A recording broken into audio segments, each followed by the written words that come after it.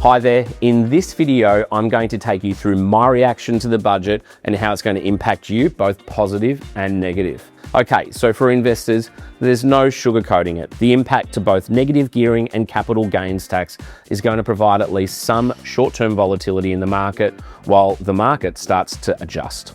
Let me elaborate. Apartment growth is notoriously stable. It's mostly slow and steady, and therefore it perhaps can be argued that the capital gains tax changes are less impactful than perhaps in other markets of Melbourne. So our view remains that Melbourne is substantially undervalued in the apartment market and that our medium and long-term outlook on growth remains very high.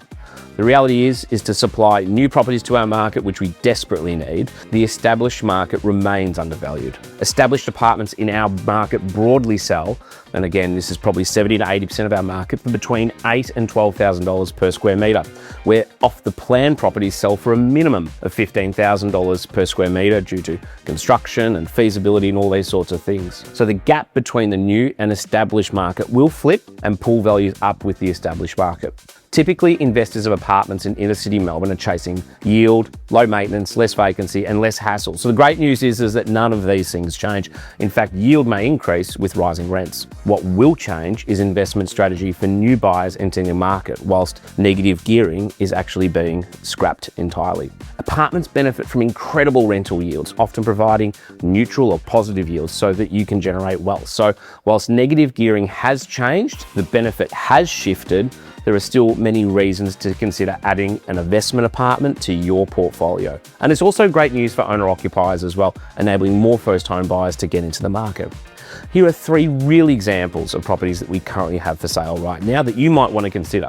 So as a one bedroom, we've got 702E at 888 Collins Street at $380,000, returns $550 per week or around 7.5% gross rental yield. 3105 at 241 City Road, a two bedroom, returns over $750 per week, almost 8% gross rental.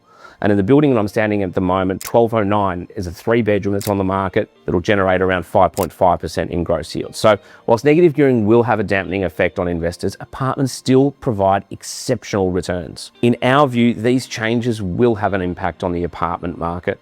There's been a lot of commentary that these changes will push rents up even higher as supply contracts. This might be bad news for tenants, but it might invite more first home buyers into our market, which is good news for current owner-occupiers and people maybe thinking of selling. The scorecard in our view favours owner-occupiers against every other home dweller category in Australia, with the dream of owning your home being encouraged even more.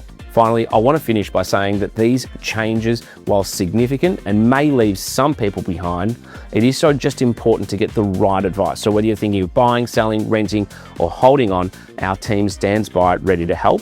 And I look forward to seeing it open for inspection soon.